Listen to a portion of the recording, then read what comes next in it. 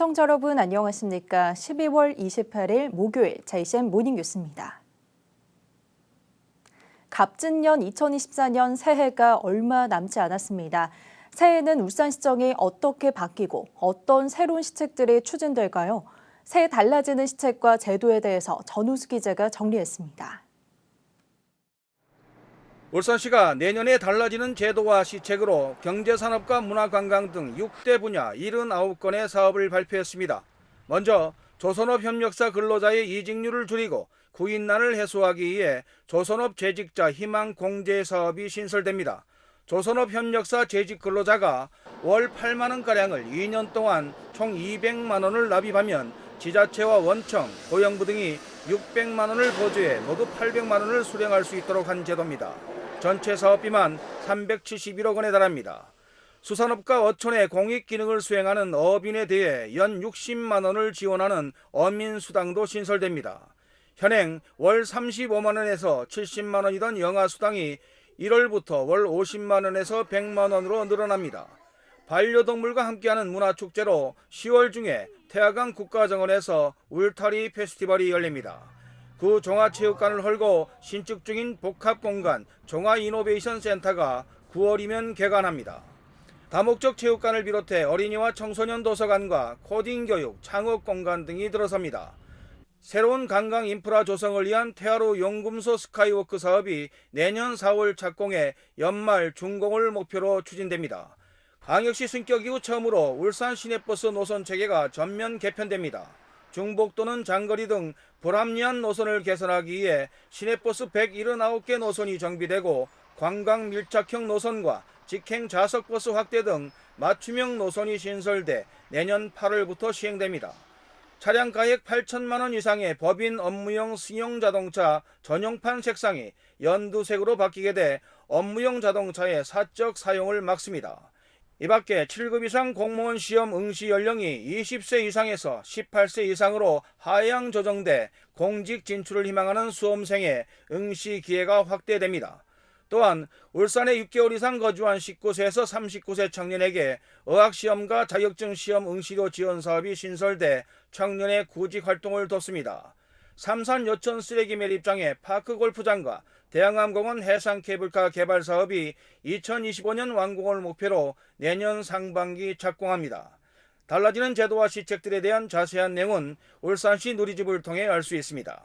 JCN 뉴스 전우수입니다. 검찰이 더불어민주당 이상원 국회의원을 정치자금법 위반과 청탁금지법 위반 혐의로 재판에 넘겼습니다.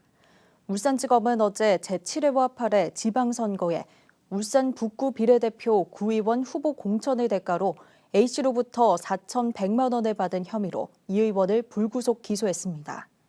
이 의원은 지난 2018년과 21년 비례대표 구의원 후보 공천의 대가로 A씨로부터 3차례에 걸쳐 4,100만 원을 받은 혐의를 받고 있으며 이 중 A씨가 이 의원의 국회의원 재보궐선거 당내 경선 기타금으로 건넨 1,300만 원을 신고된 계좌를 통하지 않고 무통장 송금한 혐의도 받고 있습니다.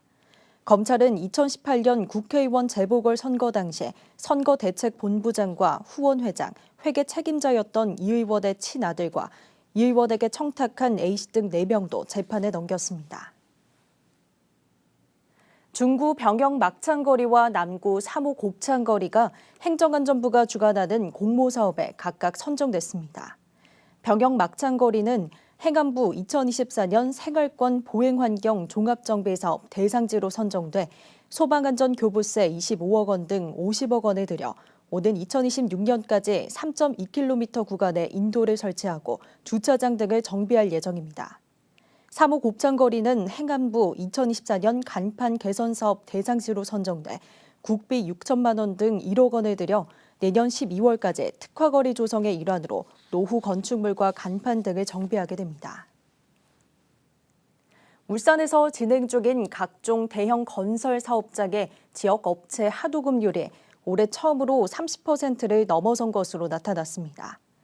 울산시는 지역 건설업체의 하도급률을 높이기 위해 대형 건설업체들과 잇따라 업무 협약을 한데 힘입어 올해 지역업체 하도급률이 30.48%를 기록했다고 밝혔습니다. 이는 28.18%의 하도급률을 보였던 지난해 대비 2.23%포인트 상승한 것이며 지역 하도급 업체 수주액도 지난해 7,868억 원 대비 752억 원이 증가한 8,620억 원을 달성한 것으로 집계됐습니다. 지역 조선업 활성화를 위해 중소규모 조선업종에 대한 특례 보증 제도의 자격 요건 완화가 필요하다는 주장이 제기됐습니다. 울산시의회 김수종 의원은 울산시에 대한 서면 질문에서 조선산업협력기업과 조선기자재기업 지원을 위한 특례 보증 제도가 다른 보증기금을 이용하고 있거나 매출액 감소 또는 4대 보험 체납 시 제한되는 등 문턱이 높다고 주장했습니다. 특히 특례 보증의 취지는 기업의 경영 여건 개선과 지역경제 활성화인데 중소규모 조선업종은 다른 산업에 비해 조건이 열악해 취지를 살릴 수 없다고 지적하고 지원 요건을 완화하는 등 제도를 개선해야 한다고 강조했습니다. 울산시가 올 한 해 동안 설계 경제성 검토를 통해 132억 원의 예산을 절감하는 성과를 거뒀다고 밝혔습니다. 설계 경제성 검토란 사업 시행 부서에서 완료한 설계 내용을 관련 분야 전문가들이 다시 한번 검토하는 것을 말합니다. 울산시는 올해 울산 미포 국가산업단지 진입도로 확포장 공사와 남구 노후 하수관로 정비공사 등 10건의 건설공사에 대한 설계 경제성 검토를 실시해 모두 132억 원의 예산을 절감하는 효과를 거뒀습니다. 이는 10건의 건설공사 총 공사비 1,956억 원 대비 6.74%에 해당하는 금액입니다. 벌써 2023년의 마지막을 향해 뛰어가는 개묘년 검은 토끼의 뒷모습이 보이고 2024년 갑진년 푸른 용에 울산 앞바다 위로 솟구쳐 오를 준비를 하고 있습니다. 울산은 한반도 육지에서 새 일출을 가장 먼저 볼 수 있어서 매년 해맞이 행사 명소가 되고 있는데 올해도 행사 준비가 한창입니다. 울산 간절곶으로 먼저 가보겠습니다. 전동은 기자입니다. 푸른 용 모형의 유등터널이 좋은 기운을 품고 바다를 향해 고개를 들고 있습니다. 바다가 보이는 곳은 가족끼리, 연인끼리 삼삼오오 모여 올해의 마지막을 사진으로 남겨봅니다. 간절곶의 2024년 새해 첫날 일출 시각은 오전 7시 31분. 한반도 육지에서 새해에 가장 먼저 일출을 볼 수 있어 해맞이 행사 준비도 한창입니다. 전국 최고의 일출 명소이니만큼 1000대의 드론 라이트쇼, 대형 청룡 유등으로 꾸민 야간 경관 전시, 그리고 정크 아트를 준비했습니다. 갑진년 새해에 비상하는 청룡의 기운을 울주 간절곶에서 만끽하시기 바랍니다. 올해는 코로나 팬데믹 이후 4년 만에 해맞이 행사가 정상적으로 개최됩니다. 간절곶뿐만 아니라 북구 무룡산과 동구 슬도와 대왕암공원, 중구 병영성 등 다양한 곳에서 해맞이 행사가 펼쳐질 예정입니다. 관광객들도 벌써부터 이렇게 간절곶을 찾아 올 한 해를 정리하고 신년의 기운을 한껏 느껴봅니다. 연말을 맞이해서 부모님들이랑 좋은 시간 보내려 이제 간절곶에 왔고 이제 내년에 청룡해인 것처럼 이제 하늘로 비상할 수 있도록 이제 준비할 수 있는 계기가 될 수 있을 것 같습니다. 오는 31일엔 울산 대공원 동문광장에서 제야의 종 타종식과 함께 화려한 불꽃놀이로 이어지는 송년 제야 행사가 열릴 예정입니다. JCN 뉴스 전동훈입니다. 최재호 무학회장이 회장으로 있는 경남 상공회의소 협의회가 그제 국회에서 기자회견을 열고 우주항공청 특별법을 조속히 통과시켜줄 것을 촉구했습니다. 창원과 진주, 사천 상공회의소를 중심으로 한 경남 상공인 100여 명은 우주항공청 개청은 우주항공산업 육성을 위해 시급한 과제라고 주장했습니다.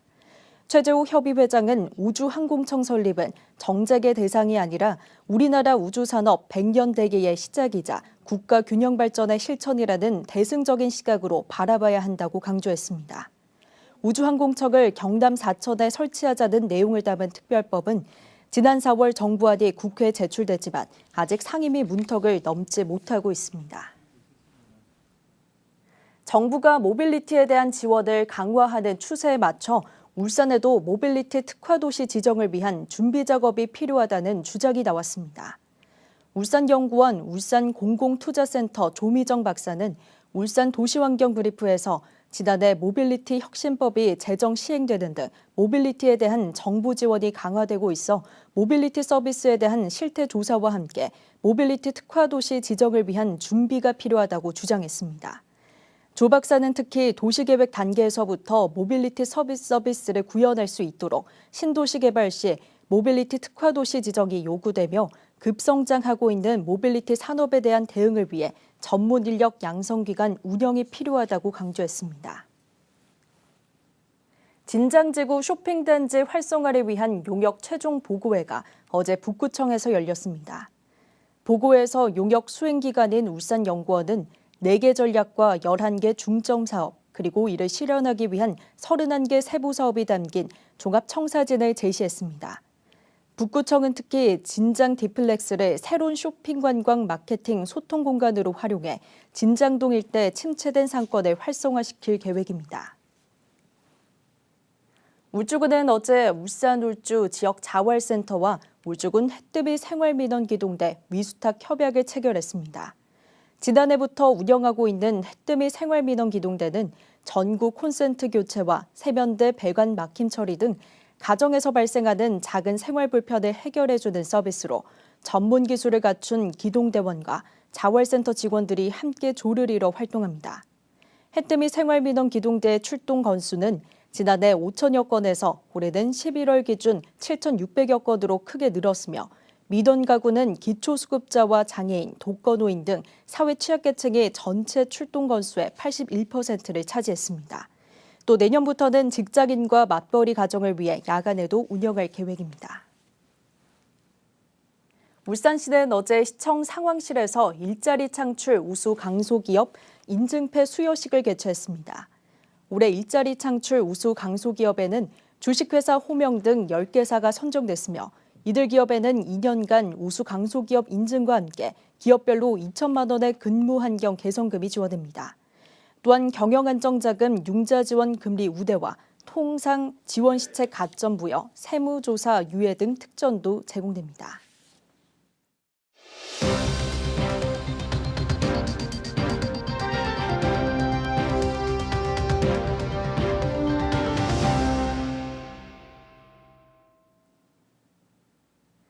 올 한 해 울산 지역 이슈를 돌아보는 연말기획 2023 뉴스 결산, 오늘은 교육 분야를 되돌아봅니다. 올해 울산에선 사상 첫 부부교육감이 탄생했고 울산대학교가 교육부 글로컬 대학 30에 선정되는 등 울산교육과 지방대학의 새로운 출발점이 된 한 해였습니다. 박영훈 기자가 보도합니다. 2023년 울산교육은 교육감 공석으로 한 해를 시작했습니다. 지난해 말 노욱희 정 교육감의 갑작스런 별세로 지난 4월 보궐선거가 치러졌고 천창수 교육감이 61.94%의 득표율로 당선되면서 사상 첫 부부교육감이 탄생했습니다. 아이 사랑을 실천해온 전임 교육감의 교육 정책이 좀 계속됐으면 좋겠다는 시민의 그런 바람이라고 생각합니다. 제 그런 기대에 잘 부응할 수 있도록 최선의 노력을 다하겠습니다. 청 교육감은 취임 후 1호 결재로 교육감 직속 학교폭력 근절 추진단을 설치했고 무상교육 완성을 위해 사립 유치원까지 교육비 지원 대상을 확대하는 등 교육복지 확대에 주력했습니다. 그 결과 9년 연속으로 전국에서 가장 낮은 학업 중단율을 기록했고 8월 전국 시도교육감 평가에서 1위를, 시도교육청 평가에선 2년 연속 최우수 등급을 받기도 했습니다. 하지만 교육부의 교부금 대폭 축소로 디지털 수업 인프라 구축 사업 등이 일부 차질을 빚게 됐습니다. 대규모 교육 예산 감액으로 공교육은 정상화의 길이 아니라 안정적인 교육 활동마저 위협받는 퇴행의 길로 접어들 갈림길에 있습니다. 게다가 올해 본 예산보다 1,600여억 원 줄여서 제출한 내년도 예산안마저 62억 원가량 삭감되면서 울산 안전체험교육원 설립 등 주요 사업의 조정이 불가피해졌습니다. 반면 울산대학교는 교육부의 글로컬 대학 30 사업에 선정되면서 5년간 국비 1,000억 원을 지원받아 울산시와 협력해 지역 발전을 이끌어가게 됐습니다. 울산대학교는 올해 우선 지원받게 될 50억 원을 내년 2월까지 어떻게 사용할지 행복한 고민을 하게 됐고 울산시 교육청은 줄어든 교육재정을 활용한 역점과제 추진이 숙제로 남았습니다. JCN 뉴스 박영훈입니다. 울산시 교육청이 내년에 1수업 2교사제와 사립유치원 무상교육 지원을 확대하겠다고 밝혔습니다. 교육청은 현재 초등학교에서 진행되는 1수업 2교사제를 내년부터 중학교까지 확대하고 기초학력 보장 사업은 기초학력 지원센터로 이루어날 계획입니다. 또 올해 만 5세까지 확대됐던 사립유치원 무상교육 지원도 만 4세까지 확대해 원화 6,200여 명에게 1인당 월 21만 5천 원을 지원할 예정입니다. 이 밖에도 수학여행비와 교복비 지원 단가를 각각 10만 원과 5만 원씩 올려 모두 30만 원씩 지원하기로 했습니다. HD 현대중공업 노사가 산업재해 희생자 추모 공간 조성 사업에 착공했습니다.